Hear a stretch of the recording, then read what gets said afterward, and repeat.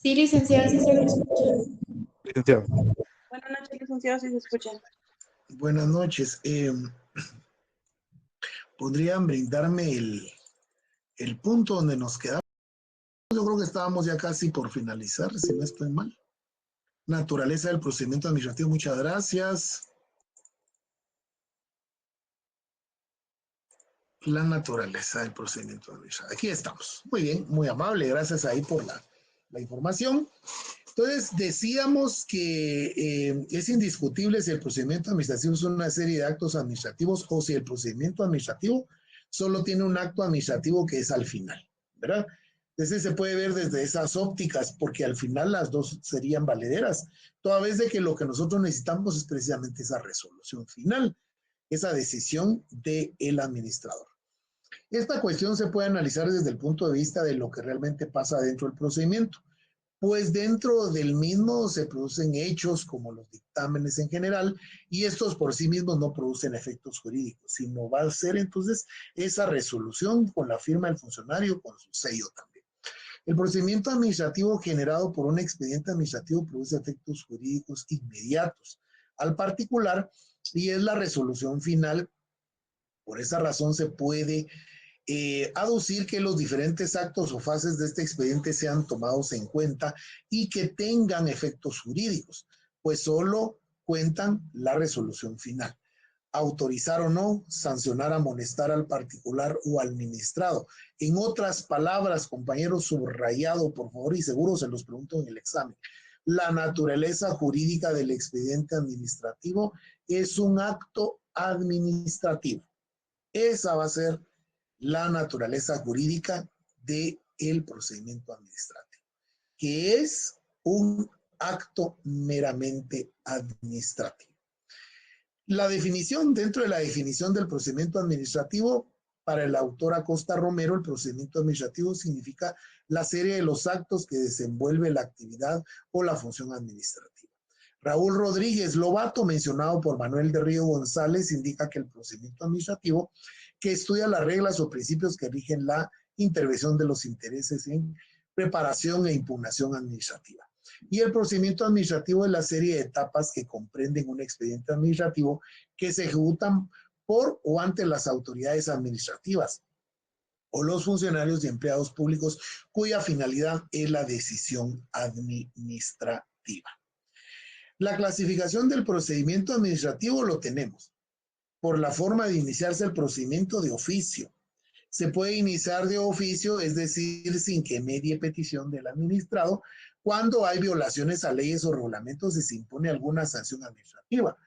Esto siempre va a ser así. Ya hemos hablado y comentado con relación, por ejemplo, a toda la situación y de las multas que se generan por hechos de tránsito, en donde hay, por ejemplo, perjuicios de bienes en contra de las municipalidades, sobre todo que están administrados por la municipalidad. A petición del interesado, cuando el particular hace uso del derecho de petición plasmado en el artículo 28 constitucional.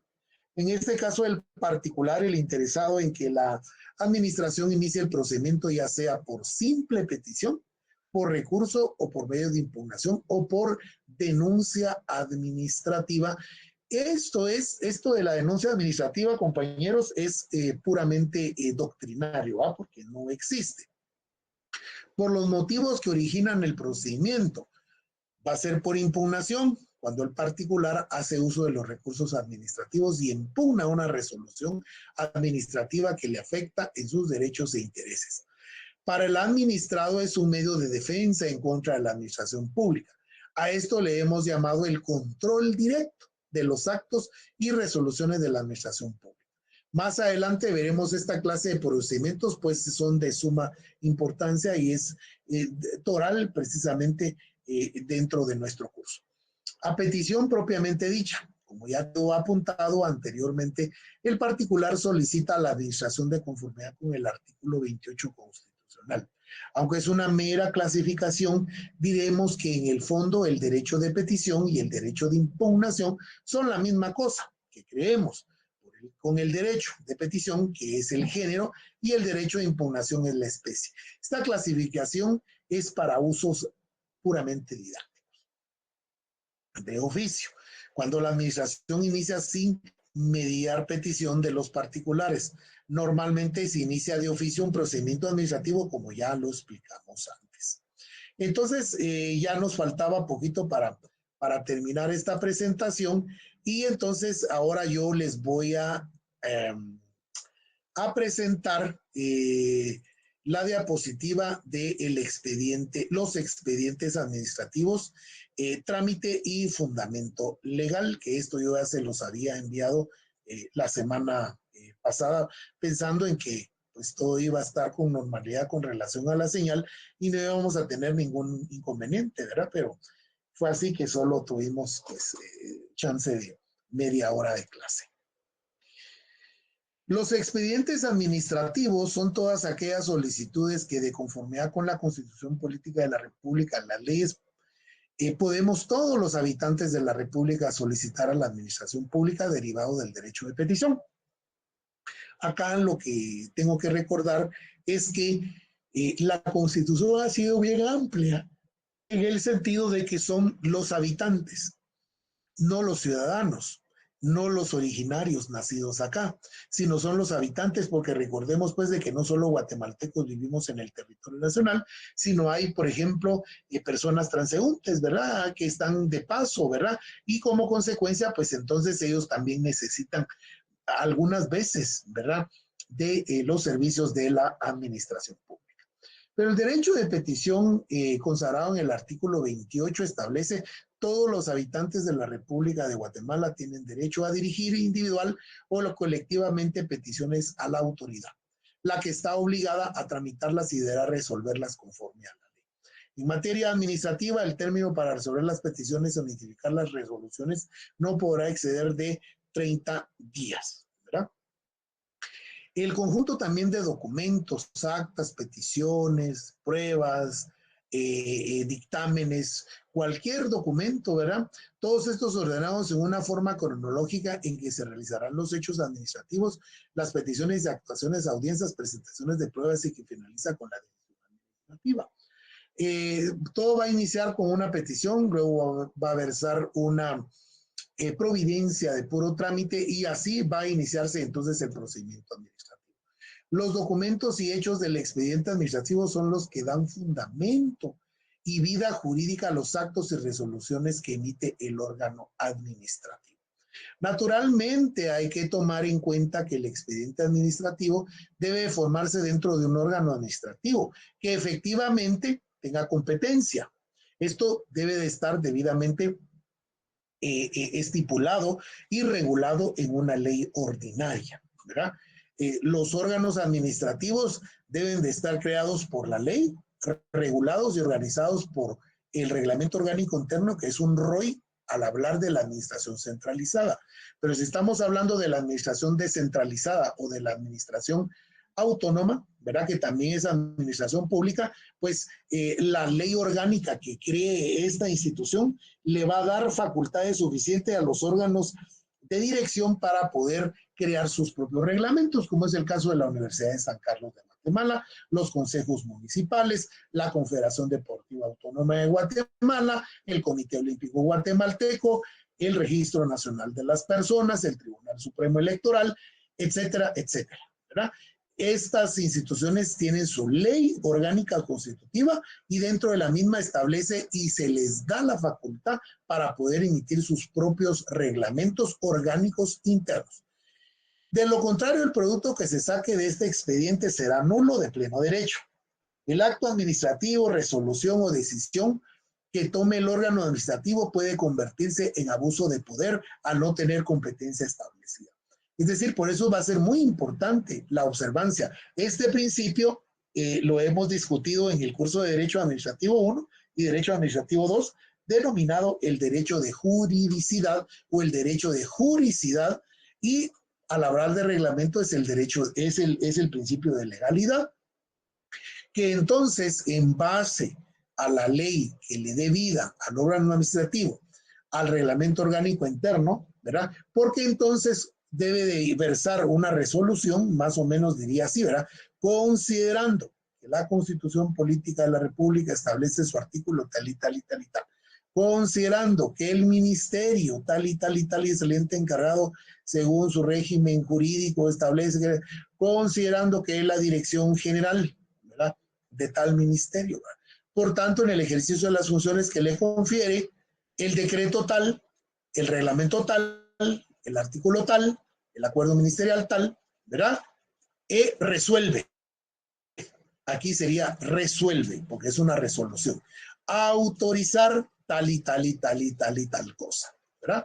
O fuera el caso, primero, segundo, o artículo 1, artículo 2, resuelve tal y tal y tal cosa, ¿verdad?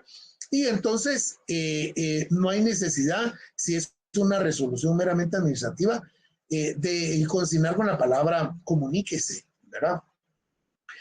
Ahora, fuese el caso, entonces, que es un acuerdo ministerial dictado por un ministro o acuerdo gubernativo por el presidente de la República en Consejo de Ministros de Estados, ahí sí está, ¿verdad?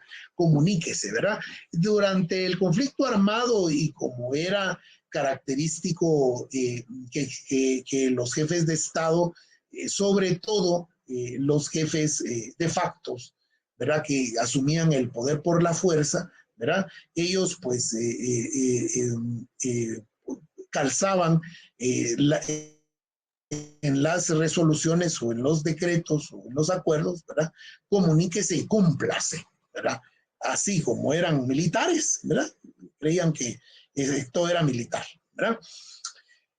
Naturalmente hay que tomar en cuenta que el expediente administrativo debe formarse dentro del órgano administrativo que efectivamente tenga esa competencia. Bueno, pero entonces también dentro de todo este andamiaje de que la ley le otorga, aparejado a esto va a ir también la estructura administrativa, financiera, perdón, financiera y contable del órgano administrativo. Consecuencia, entonces necesita, una vez estando dotado el órgano administrativo de este principio de juridicidad o de juridicidad, ¿verdad?, cualquiera de los dos términos son válidos establecerlos, entonces va a tener toda esta parte organizativa, ¿verdad? Como consecuencia de ello, pues ya puede solicitar a la Contraloría General de Cuentas la resolución y la autorización de los libros correspondientes, que hay libros de recursos humanos, el libro ordinario de actas para hacer constar actos meramente, ¿verdad?, el libro de la contabilidad, libro de inventarios, ¿verdad?, autorizados por la Contraloría General de Cuentas. Y en el caso, si fuese una entidad o fuera un órgano administrativo descentralizado o autónomo, pues el libro de acta de sesiones de el Consejo tal, ¿verdad? En este caso, de la Universidad de San Carlos es el Consejo Superior Universitario. En el caso de las facultades es la junta directiva. En el caso de las municipalidades es el consejo municipal, ¿verdad? Y entonces todo esto va a integrar también parte de lo que va a ser el expediente administrativo. Muy bien, seguimos. Los expedientes, sí, Edgar, adelante, por favor.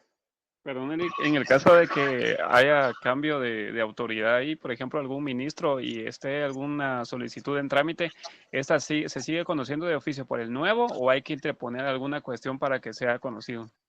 Muy bien, buena pregunta, Edgar. Vean, la administración pública es inalienable, es imprescriptible, está todo el tiempo funcionando y operando como una maquinita, ¿verdad? Debiese de operar como una máquina de reloj, mejor si fuera suizo, ¿verdad? Ustedes, que nunca se va a detener. Pero en Guatemala hay y suele suceder muchas cosas, ¿verdad? Hay dependencias, como por ejemplo la famosa Oficina Nacional de Servicio Civil, ¿verdad?, que ellos, por ejemplo, hasta el día 10 de enero aceptan cualquier solicitud de los ministros salientes, secretarios, subsecretarios y todas aquellas dependencias que están afectas a la ley de servicio civil. Después del 10 de enero ya no le aceptan a usted nada, dicen ellos, y sin ni siquiera tener un fundamento legal, que ya no aceptan ni le dan trámite a ninguna solicitud de un ministro saliente. Hay que esperar, dicen ellos, a que entonces ingresen las nuevas autoridades. Y entonces ya con las nuevas autoridades se puede iniciar los trámites. Pero si el trámite ha ingresado antes del 10 de enero, pues el trámite continúa su curso. Y dentro de las oficinas de los ministerios igual, no se pueden detener. No se pueden detener. Van a ser casos muy excepcionales en donde van a solicitar esa alternancia, ese cambio de decir, por ejemplo, mire la solicitud, usted la ingresó el 28 de diciembre, el 27 de diciembre, pero fíjese que al ministro saliente ya no le dio tiempo de resolver, entonces solo tiene usted que cambiar la solicitud, ya está todo el expediente, y entonces es solo hacer la nueva solicitud con el nuevo ministro, ¿verdad? Porque pues hay razón, ¿verdad? Pero no debería de ser así. Porque, como repito, la administración pública es imprescriptible, nunca, de hecho, los órganos administrativos deben de crearse de conformidad con la ley por tiempo indefinido, no solo pueden estar un tiempo, es indefinido el tiempo, ¿verdad? Porque se supone que están para servir pues a la población en general, ¿verdad? Pero, repito, van a haber casos excepcionales, ¿verdad? Muy bien. De la definición que se elaboró anteriormente pueden analizarse los siguientes componentes. Los documentos. El expediente administrativo se compone de documentos de toda índole. Dentro de los documentos podemos encontrar actas de toda naturaleza. Por eso mencionaba yo, ¿verdad? La autorización de los libros, de las actas, ¿verdad? Inclusive hasta actas notariales podrán ingresarse como pruebas, inclusive en los expedientes, ¿verdad? Fíjense que van a creer ustedes, vean esto. A mí me da risa, ¿verdad? Pero está pasando, ¿verdad? La famosa licencia, porque es el nombre que tiene en base a la ley de espectáculos públicos, una ley añeja emitida por un presidente de facto, ¿verdad? Creo que era Castillo Armas, si no estoy mal, ¿verdad? Es una ley material, ¿verdad? Es un decreto ley, ¿verdad? Que los presidentes de facto se atribuían la función de legislador, ¿verdad? Por eso es que en el caso del Código Civil y Procesal Civil dice el jefe de gobierno, ¿verdad? Porque fueron emitidos precisamente por estos presidentes, ¿no? Pero regresemos a la ley de espectáculos públicos. Hay una dirección técnica dentro del Ministerio de Cultura y Deportes, dentro de la organización del Ministerio de Cultura, que es la Dirección General de las Artes. Está la Dirección Técnica de Espectáculos Públicos y que tiene su fundamento precisamente en esta ley, ¿verdad? Que es de espectáculos públicos y establece que todo espectáculo público, todo espectáculo donde tenga que ver con la permanencia y sobre todo con la concurrencia de personas, ya bien sean actos sociales, culturales, artísticos, inclusive deportivos, debe de ser autorizado por esta Dirección de Espectáculos Públicos. A raíz entonces de los incidentes de la Xelafer, me parece ser que fue del año pasado, antepasado, en donde murieron personas, resulta ser de que la cervecería Gallo, con esos megaconciertos que organiza, ¿verdad? Para el posicionamiento de su marca, pues decidió circular una gran cantidad del campo de la feria de Quetzaltenango, de Xela, ¿verdad? Y entonces dejaron 3 entradas de ingreso y de egreso, presentando grupos nacionales, ¿verdad? Musicales, y como siempre se les llenó, ¿verdad? Se les llenó. El problema es que a la hora de salir fue el inconveniente, que las puertas por donde todo el mundo entró, todos querían salir al mismo tiempo y ahí es donde en una de las puertas pues se provocó la avalancha humana. De esa cuenta es que creo que fallecieron 9 personas precisamente por asfixia, porque se le hizo la famosa, disculpen la expresión, molotera, ¿verdad? De personas. Entonces las personas que quedaron hasta abajo, imagínense, quedaron asfixiadas, no pudieron respirar y murieron prácticamente. De hecho, en los informes forenses del ENACIR fue ese, que murieron por asfixia, ¿verdad? Entonces, resulta ser de que ahora el Ministerio de Cultura, la Dirección Técnica saca una resolución, la Dirección General de las Artes, un nuevo requisito más. No solo la ley es antigua, sino que crean un acuerdo ministerial, ni siquiera acuerdo gubernativo, sino acuerdo ministerial, creando 17 requisitos. Obviamente requisitos actualizados, ¿verdad?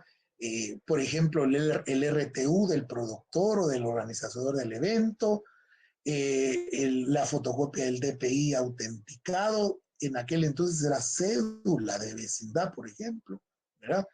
Debe de versar también dentro del expediente, si es de música, la autorización o la licencia de la AEI, que es la Asociación de Gestión Colectiva Pública del Derecho de Autor, si es música que está protegida por el derecho conexo, de Musicartes, ¿verdad? Ya bien sea de artistas individuales o de productores de fonograma, AGIMPRO, también, que son otras sociedades de gestión colectiva.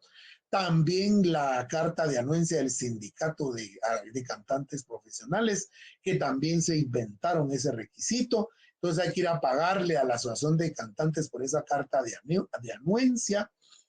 También hay que pagar la licencia del Instituto de Previsión Social del Artista, que es el IPSA, que tiene su ley orgánica, que es autónomo el IPSA, pero que está colapsado, está asaltado ahí por una familia, ¿verdad? No hay alternancia ahí del ejercicio del poder de ese órgano colegiado.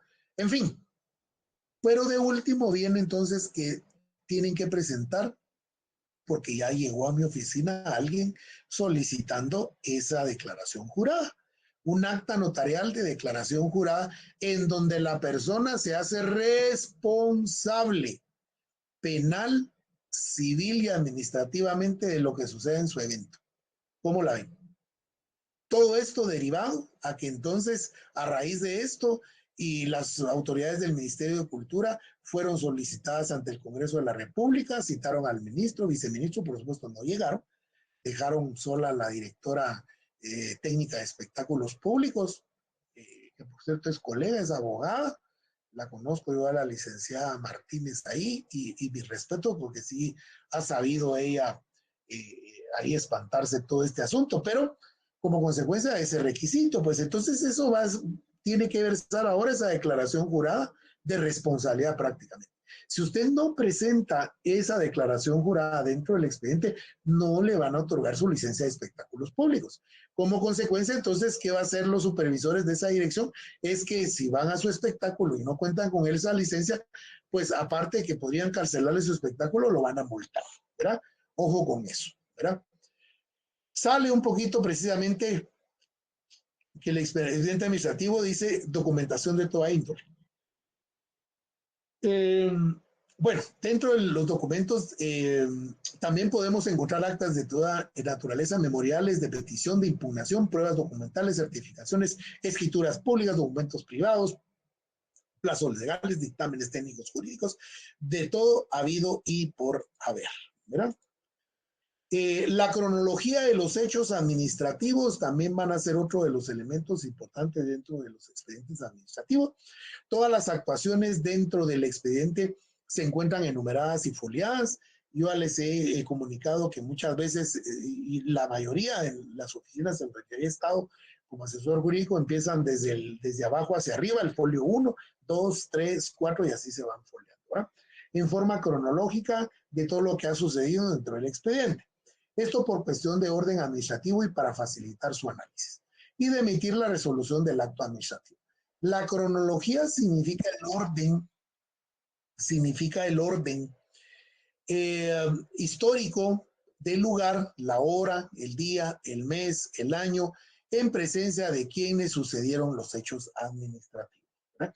Para ello, pues yo también he recomendado, fuese el caso de que ustedes están como asesores jurídicos, ¿verdad? O si les toca ser los funcionarios públicos en el determinado momento o parte del órgano de dirección, pues organizar al personal y crear una bitácora del registro de todas las solicitudes que van ingresando, ¿verdad? Lamentablemente la administración pública ya está rebasada. Miren, en casi la mayoría de instituciones se hablan de archivos muertos, ¿verdad? La ley establece que a los 6 meses que no se le da impulso de oficio por parte del interesado del expediente, entonces se procederá al archivo, ¿verdad? Pero si no, debe de continuar su curso, ¿verdad? La decisión administrativa, la finalidad principal del procedimiento administrativo es la resolución o acto administrativo. Esto es lo que al fin va a producir los efectos jurídicos del acto administrativo. Como ya lo hemos indicado en el trabajo del Derecho Administrativo 1, el acto administrativo es la declaración unilateral y concreta del órgano administrativo que produce efectos jurídicos. Ya lo hemos indicado en varias oportunidades, lo que en realidad produce efectos jurídicos es lo que nos indican al final del procedimiento. Nos autorizan algo, nos negaron algo, nos impusieron una sanción administrativa. Este es el elemento jurídico. No hay otra causa dentro del procedimiento que los produzca. El dictamen técnico y jurídico, la inspección de oculares son meros hechos que pasaron dentro del expediente, pero sin ninguna consecuencia jurídica. Eso va a integrar, digámoslo en otras palabras, lo que va a ser el expediente administrativo. En cuanto a la publicidad de los actos administrativos, todos los actos de la administración son públicos, absolutamente todos. Todos debiesen de ser públicos, no deberían de haber encerronas, no deberían de haber puertas cerradas en los consejos municipales, en el Consejo Superior Universitario, no, todo debería de ser público, de conformidad con nuestra Constitución en el artículo 30. La publicidad de los actos administrativos. Todos los actos de la administración son públicos. Los interesados tienen derecho de obtener en cualquier tiempo informes, copias, reproducciones y certificaciones que lo soliciten y la exhibición de los expedientes que deseen consultar. También y de conformidad a este principio constitucional deviene el decreto 57-2008, la famosa ley de acceso a la información pública, la cual regula todo lo relativo a la petición de copias, certificaciones de todos los expedientes tramitados ante la administración pública. Este es el fundamento, es el artículo 7, ¿verdad? El numeral, perdón, 7 del artículo 1 del decreto 57-2008. Se supone que todos los órganos administrativos, todas las dependencias del Estado debiesen de tener su unidad de acceso a la información pública. Tener la información ahí y regularmente hasta por correo electrónico se brinda este tipo de información. Y como en el caso del Ministerio de Cultura, que sacó hasta su arancel porque ya no pudieron ellos seguir sosteniendo las copias ni el papel, entonces tuvieron que emitir un arancel. En el caso de los que quieran tantas copias, tanto esto, ya hay un arancel, ¿verdad? Pues usted quiere solicitar información pública. Y como suele suceder que sí solicitan la información, pues entonces este ministerio lo hizo de esta manera, ¿verdad? Sí, Josué, adelante. Adelante, Josué Israel Hernández. Está pidiendo la palabra. Perdón, licenciado, se me activó por error. No se preocupe, estamos ahí a la orden, siempre, ¿verdad? Acceso a archivos y registros estatales. Todas las personas tienen derecho de conocer los registros, fichas o cualquier otra forma de registros estatales. En ese sentido, cualquier expediente administrativo y en cualquier estado en que se encuentre, según el artículo 31 constitucional. Toda persona tiene el derecho de conocer lo que de ella conste en archivos, fichas y cualquier otra forma de registros estatales y la finalidad que se dedica esta información, así como la corrección, rectificación y la actualización de la información. Las generalidades del procedimiento administrativo o expediente administrativo, de conformidad con la legislación vigente y actual, así como que cada reglamento interno de cada órgano administrativo, el famoso ROI o dependencia, deberá de contener un reglamento, un instructivo, un listado de requisitos o de documentos que deben de contener las solicitudes iniciales, con lo cual se iniciará el expediente Recordémonos que el derecho administrativo es una de las características, es un derecho joven y no codificado. Sin embargo, para tener un fundamento legal que abarque todas las solicitudes, podemos invocar el decreto 119-96, que es nuestra ley de lo contencioso administrativo, en el artículo 1, el derecho de petición. Las peticiones que se designan a los funcionarios y empleados de la administración pública deberán ser resueltas y notificadas dentro del plazo de 30 días, contados a partir de la fecha en que haya concluido el procedimiento administrativo. Esto se conoce también dentro de la función pública, que se encuentra en el estado de resolver, ¿verdad? Con relación a esto de las generalidades al procedimiento administrativo, tenemos también que entender que la Contraloría ha estado insistentemente y sobre todo también formulando hallazgos, formulando entonces también ahí sus observaciones. Solo escuché derecho. En el derecho administrativo, creo yo, ¿verdad? Entonces la Contraloría está determinando hallazgos a todas la mayoría de dependencias, porque ahora lo que deben de contener son manuales de organización y funciones institucionales. Y en el caso de los trámites deben de contener también flujogramas, ¿verdad? Es decir, cómo se inicia el trámite, los pasos, la oficina donde va y dónde termina, ¿verdad? Y las dependencias deben de ir actualizándose. El número del decreto, disculpe, solo escuché el decreto número 9. Vamos a ver qué habrá sido. Es que es 119-96, ¿verdad? Es el decreto 119-96, que es nuestra ley de lo contencioso administrativo, ¿verdad? Eso es lo que, a eso nos estamos refiriendo con relación a esta lámina que está ahorita, a la que estamos proyectando. ¿Cuáles van a ser los principios del expediente administrativo? La definición de expediente administrativo es el conjunto de documentos y actuaciones que tienen por objeto materializar el derecho de petición y emitir una resolución. Así, llano, simple y sencillo. ¿Cuáles van a ser los principios legales que ya fueron vistos también en las primeras diapositivas del expediente administrativo, que deben publicarse de oficio, se formalizarán por escrito, deben observar el derecho de defensa, deben de tramitarse con celeridad o prontitud, deben de ser sencillos, ¿verdad? Inclusive hay una ley, fíjense ustedes, que también entró en vigencia el año pasado, la famosa ley antitrámite. Pero parece ser que no va a dar resultado, ¿verdad? Es decir, llevamos lo cultural hacia la administración pública, ¿verdad? Entonces, así la cosa no va a operar ni funcionar bien. Eficacia del trámite también, hay que ser eficaz, la administración pública debe ser eficaz en la tramitología del expediente. Gratuitos no pueden cobrarnos por los trámites, ¿verdad? A menos, obviamente, que como este arancel, ¿verdad? Por eso es que había bastante protesta en contra de este arancel del Ministerio de Cultura para entonces los expedientes de acceso a la información. Esto según el artículo 2 del decreto 119-96, que es nuestra ley de lo contencioso administrativo. Bien, aquí vamos avanzando y hemos concluido entonces con las diapositivas de los expedientes administrativos y ahora les voy a proyectar hasta donde nos quedemos.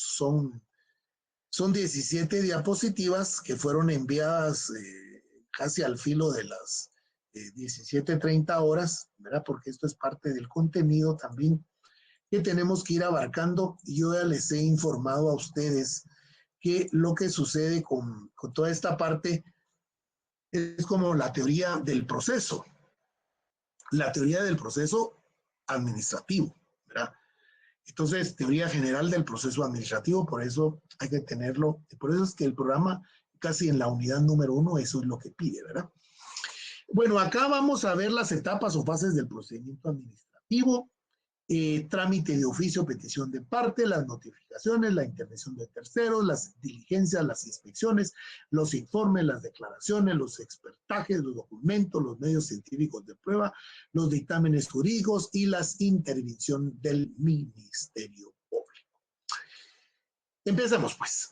De conformidad con nuestro profesor, el licenciado Jorge Mario Castillo, que ya les conté a ustedes que tuve la dicha y la buena suerte de haber recibido clases todavía con él, ¿verdad? Él es uno de los tratadistas. En Guatemala tenemos dos grandes, que es el licenciado Jorge Mario Castillo y el licenciado Hugo Calderón, ¿verdad? Ellos son los dos grandes tratadistas del derecho administrativo y su procesal administrativo guatemalteco. Dice: la decisión administrativa que origina el procedimiento administrativo usualmente es la resolución administrativa. Dependiendo del asunto, la decisión administrativa centralizada para figurar en un acuerdo gubernativo, un acuerdo ministerial o una resolución ministerial, una resolución administrativa, y si la decisión o la resolución proviene de organizaciones desconcentradas, descentralizadas o autónomas, las decisiones o resoluciones tienen la forma de resolución o acuerdo. Es decir, dentro de la administración pública centralizada, vamos a tener al organismo ejecutivo.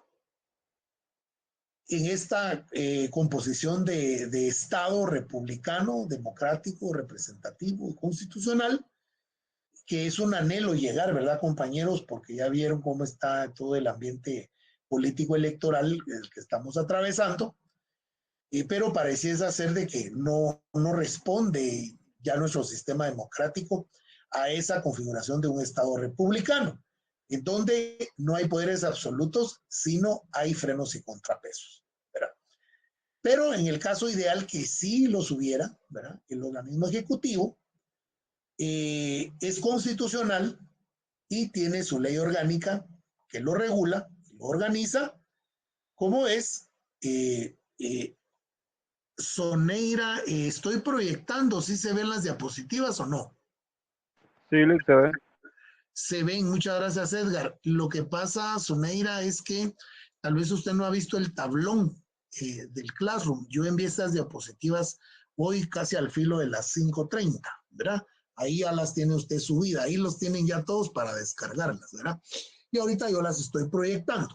Entonces, el organismo ejecutivo es regulado por el decreto 114-97, que es la ley del organismo ejecutivo. Ahí están enumerados cada uno de todos los ministerios de Estado que actualmente existen y el régimen jurídico para el cual fueron creados y como en una especie de números clausus, ¿verdad? Están establecidos el régimen jurídico al cual están afectos. Por ejemplo, si tomamos el artículo número 30, dice Ministerio de Comunicaciones, Transportes, Obras Públicas y Vivienda. El artículo establece: al Ministerio de Comunicaciones, Transporte, Obras Públicas y Vivienda le corresponde formular las políticas y hacer cumplir el régimen jurídico aplicable al establecimiento, mantenimiento y desarrollo de los sistemas de comunicaciones y de transportes del país, al uso y aprovechamiento de las frecuencias radioeléctricas y del espacio aéreo, a la obra pública, a los servicios de información de meteorología, vulcanología, sismología e hidrología, y a la política de vivienda y asentamientos humanos. Para ello tiene a su cargo las siguientes funciones, y ahí empieza. Inciso A hasta el inciso L. Bastante extenso, a mi parecer. Sin embargo, el siguiente artículo, que es el Ministerio de Cultura y Deportes, establece el artículo 31. Le corresponde atender lo relativo al régimen jurídico aplicable a la conservación y desarrollo de la cultura guatemalteca, al cuidado de la autenticidad de sus diversas manifestaciones, a la protección de monumentos nacionales y de los edificios, instituciones y áreas de interés histórico y cultural y el impulso de la recreación y el deporte no federado ni escolar. Para ello tiene a su cargo las siguientes funciones, del inciso A al inciso G. Creo que sí le hizo falta más, por ejemplo, a este ministerio, y así podemos ir agarrando de artículo en artículo. Pero lo que quiero ilustrar yo con esto es que entonces, después cada Ministerio de Estado tiene que tener su reglamento orgánico interno en base a este artículo, que conoce dentro de la administración pública como el ROI. Entonces, es emitido un acuerdo gubernativo por cada Ministerio de Estado y entonces está el refrendo de la firma de cada ministro de acuerdo a la cartera y entonces van así a estar sucesivamente cada uno de los ministerios de Estado. Luego tienen que salir los manuales de funciones institucionales de los acuerdos gubernativos, acuerdo ministerial. En los acuerdos gubernativos se va a establecer las funciones y atribuciones que tienen los ministros y los viceministros de esas carteras. Y ahí es donde van a salir que tiene las atribuciones de emitir los acuerdos, las resoluciones, las decisiones concernientes al ramo. Por eso es de que hay acuerdo ministerial y hay resolución ministerial que van a ser las únicas dos, ¿verdad? Resoluciones de carácter meramente del Ejecutivo con relación a los ministerios de Estado. Pero si estamos, por ejemplo, ante un consejo municipal, el código municipal es el que establece las funciones y atribuciones de los consejos municipales y que ellos entonces van a emitir sus acuerdos, dice. Acuerdo de consejo, ¿verdad? Y puede ser que también tengan facultades los alcaldes para emitir las resoluciones de alcalde, ¿verdad? Y así todos los demás funcionarios de la estructura de la municipalidad. Y entonces también el mismo código municipal pues faculta a la municipalidad, a los consejos municipales para poder crear sus propios reglamentos orgánicos internos para regular la estructura organizacional de los ministerios de Estado, perdón, de los consejos municipales. Y en el caso de la Universidad de San Carlos es entonces la ley orgánica de la Universidad de San Carlos la que le va a dar esas atribuciones y competencias al Consejo Superior Universitario.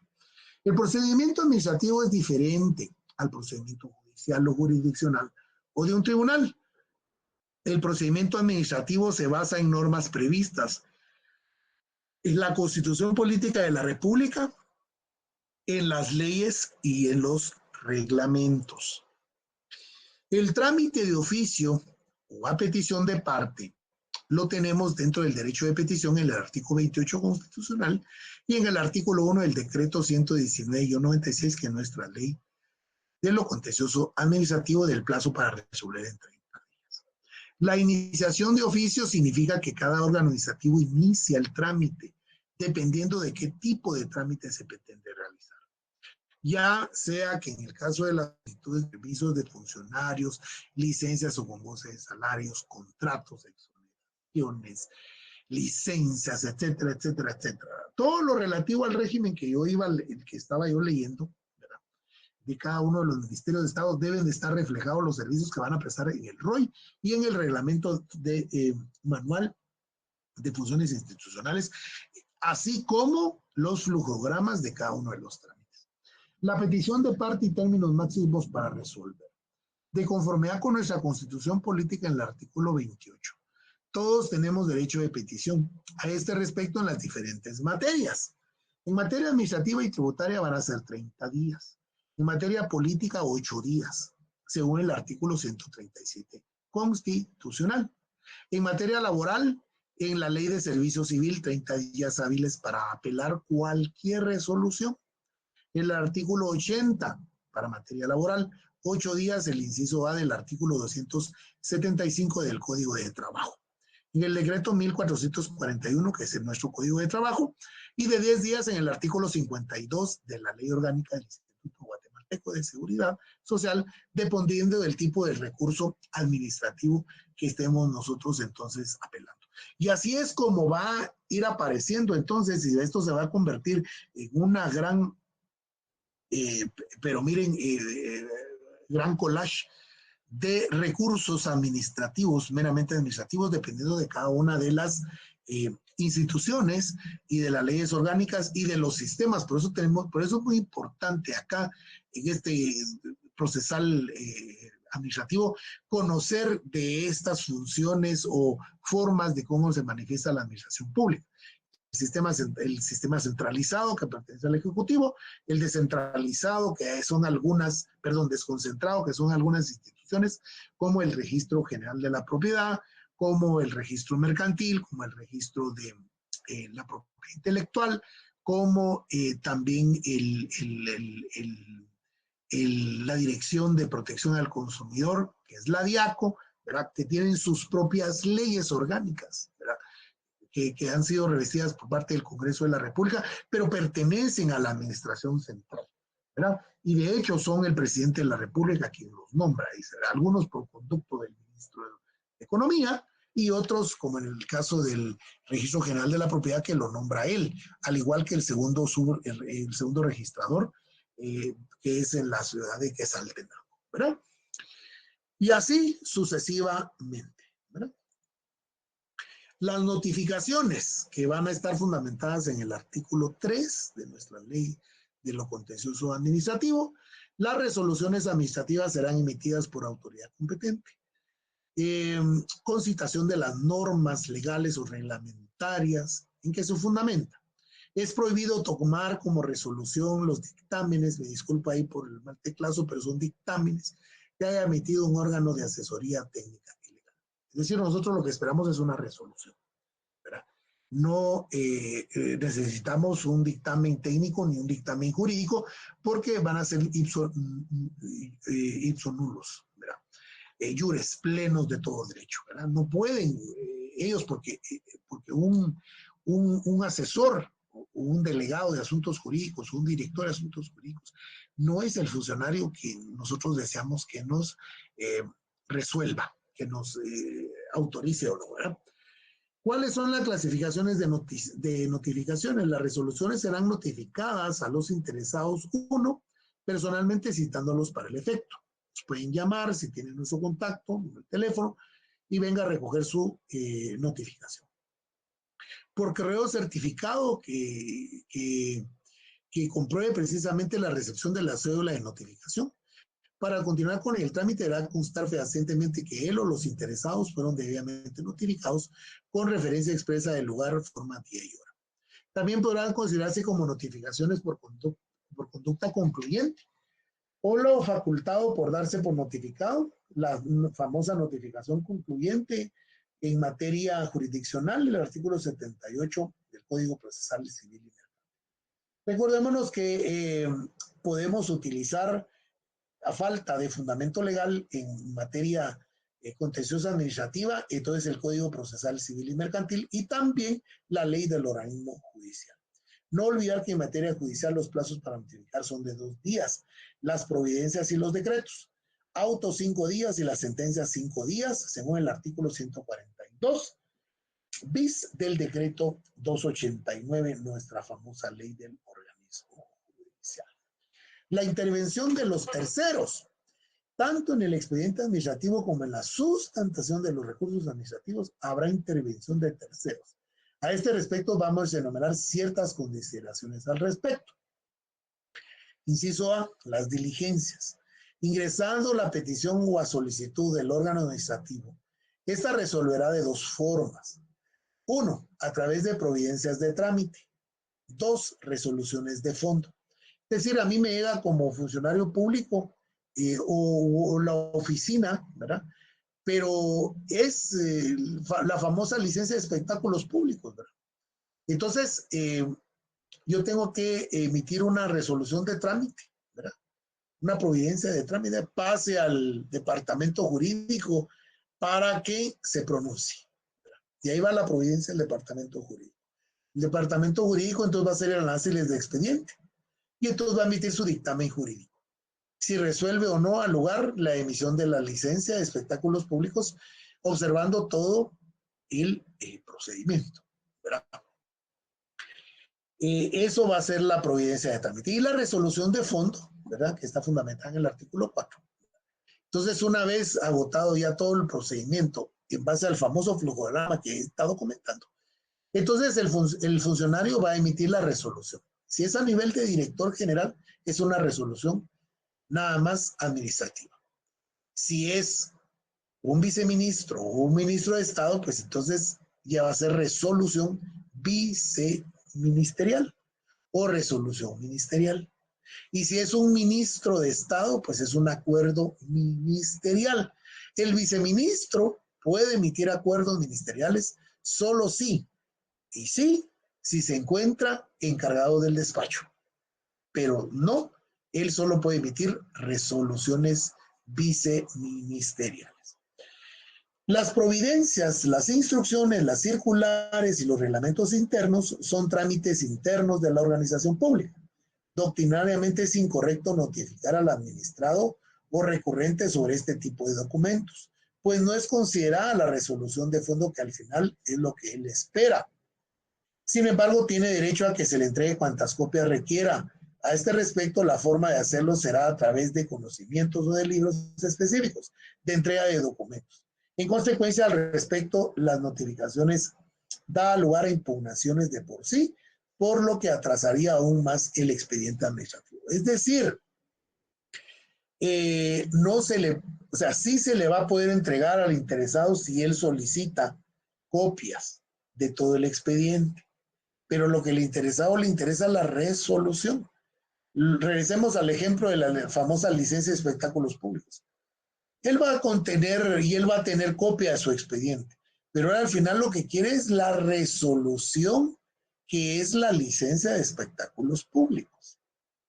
Y entonces la licencia tiene que tener los considerandos, por tanto, en el ejercicio de las funciones que le confiere la tal ley, el acuerdo ministerial, esto y lo otro, ¿verdad? Autoriza la licencia para el espectáculo tal y tal y tal, a realizarse en las fechas tales y tales, en tal lugar, en tal horario, ¿verdad? Ahí ya no hay ningún problema y entonces el productor o el organizador del evento, del espectáculo, ¿verdad? No va a tener ningún problema para la realización de este, ¿verdad? Muy bien, seguimos adelante.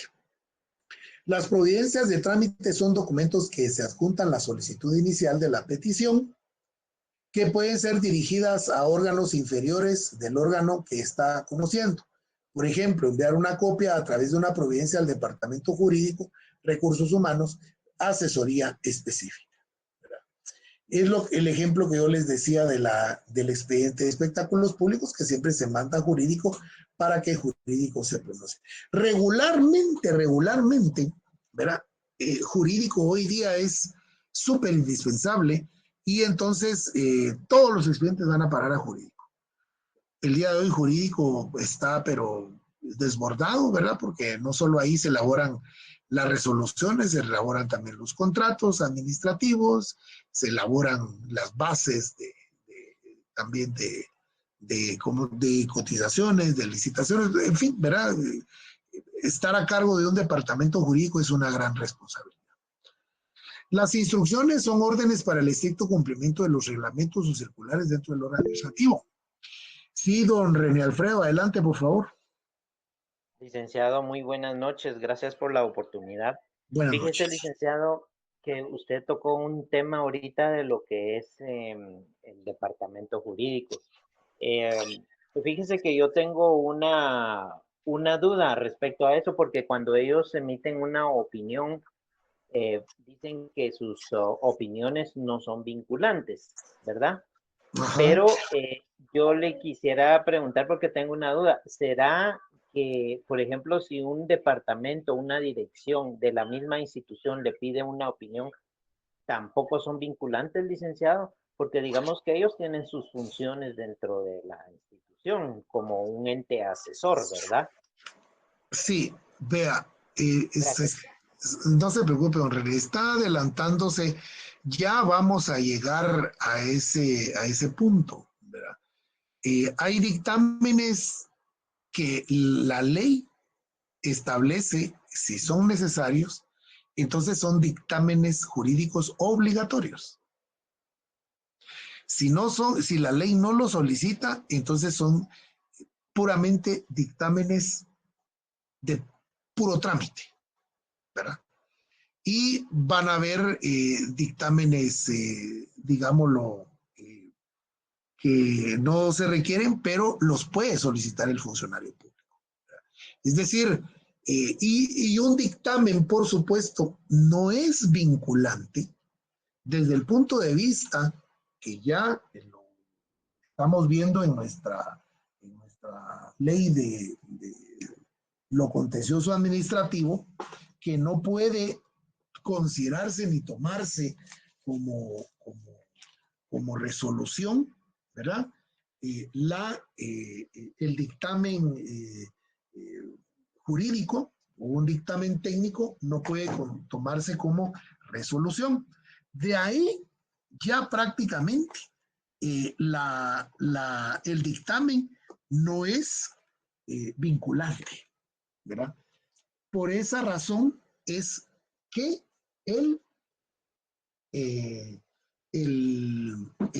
la resolución debe de versar, pero lo que han hecho ahora actualmente es que prácticamente las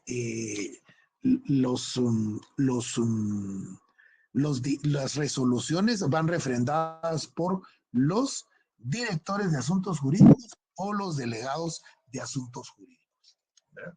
Y esa es una forma de involucrar un poco a los abogados dentro de la administración pública. Y por supuesto, en el caso que consulta don René, pueden solicitar dictámenes jurídicos. Todas las dependencias los viven solicitando dentro de la misma organización, aunque estos no sean vinculantes.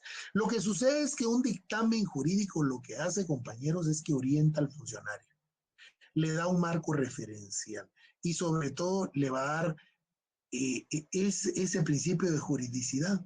Lo que nosotros debemos de hacer y voy a compartirles algunos modelos, ¿verdad? Lo que uno debe de hacer como abogado asesor es tener ese panorama jurídico, ¿verdad? Desde lo constitucional, la ley orgánica, el reglamento y las leyes específicas aplicables en la materia deben de estar de tal manera que entonces al funcionario público lo que va a hacer es que le va a orientar, ¿verdad? Precisamente esa parte, ¿verdad? Bueno, muy bien. Reglamentos internos de conformidad con los artículos 24, 25, 26, 27 del decreto 114 del ley del organismo judicial. Así es, correcto. El artículo número 3 es el fundamento. Y ya estaba consignado en las diapositivas anteriores, ¿verdad? Esto lo deben de tener ustedes ahí sí que al inmediato, ¿verdad, compañeros? ¿Verdad? El artículo número 3, ¿verdad? Donde no pueden ser tomados, ¿verdad? Es prohibido tomar como resolución los dictámenes que no haya emitido un órgano de asesoría técnica o legal, ¿verdad? Muy bien, entonces en base, dice, a los artículos 24, 25, 26, 27 del decreto 114 y 97, ley de organismo ejecutivo, corresponde a los ministros de Estado aprobar dichos reglamentos internos otorgados y delegados atribuciones específicas a los órganos asesores, ¿verdad? Entonces, si nosotros nos vamos a nuestra ley del organismo ejecutivo, ¿verdad? Vamos a encontrar, por ejemplo, la estructura administrativa de los ministerios de Estado, las unidades especiales de ejecución, las dependencias administrativas y las atribuciones generales de los ministerios, ¿verdad? Ahí vamos a tener nosotros entonces ese fundamento legal precisamente para la organización de nuestros ministerios de Estado, ¿verdad? Permita. Muy bien. Seguimos. Vamos a llegar por lo menos hasta la 10. Oyen, para que entonces procedan a descansar porque si ya es larga la jornada. Las inspecciones, los informes, las declaraciones, los expertajes, documentos, medios científicos de prueba y los dictámenes jurídicos que hablaba el compañero. Las inspecciones y de conformidad con el principio constitucional del derecho de defensa consignado en el artículo 12. ha sido objeto de análisis en expedientes por parte de inclusive de la Corte Constitucional. En ese sentido, y sentado jurisprudencia, se menciona en el expediente número 69, en el expediente 1035 de 2002, de la página número 249 de la sentencia del 14 de julio del año 2003. El principio jurídico del debido proceso es el elemento esencial del derecho de defensa, pues consiste en la observancia de los actos y procedimientos que establecen las normas procesales que conducen a las decisiones judiciales o administrativas, permitiendo al solicitante ejercer su defensa y obtener un procedimiento conforme a derecho. En consecuencia, el interesado podrá inspeccionar en cualquier tiempo del expediente administrativo en donde se encuentre el mismo. La publicidad de los actos administrativos, de conformidad con el artículo 30 del texto constitucional, establece que todos los actos de la administración son públicos. En consecuencia, aún con mayor razón, se podrá obtener en cualquier tiempo de la solicitud o a petición planteada informes, copias, reproducciones, certificaciones que soliciten y se exhiban todos los expedientes que deseen consultar. Recordar que la excepción a la limitación a este principio son los asuntos militares y de seguridad nacional. El informe circunstanciado, según el licenciado Jorge Mario Castillo, dice que contiene un relato y exposición de los hechos sin contener elementos de juicio. Un juicio concreto sobre el objeto del informe. Los trámites y las resoluciones son legales y ajustados a derecho. Esa, para él, es precisamente la definición del informe circunstanciado. La estructura del informe circunstanciado. El informe circunstanciado es una instrucción de una autoridad superior a un órgano inferior que conoció sobre la determinada solicitud. Con relación a su fundamento legal, tendrá que estar contenido dentro de la reglamentación del órgano administrativo que conoce de la petición. Asimismo, es muy utilizado en materia de amparo, consagrado en el principio de prioridad al momento de presentar la acción correspondiente, según el artículo 33 de nuestra Ley de Amparo y de Exhibición Personal. En cuanto a que el Tribunal Constituido de Amparo debe conocer los hechos que motivan la acción, también encontraremos fundamento legal en el artículo 32 de nuestra Ley de lo Contencioso Administrativo, la cual se refiere precisamente a esa solicitud, entonces, del informe circunstanciado. Denominado en el epígrafe como los antecedentes, ¿verdad?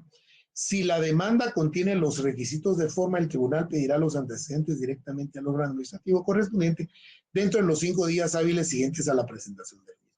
Con apercibimiento en caso de incumplimiento se le procederá por desobediencia, además de que el tribunal entrará a conocer el recurso conteniendo como base de dicho acto.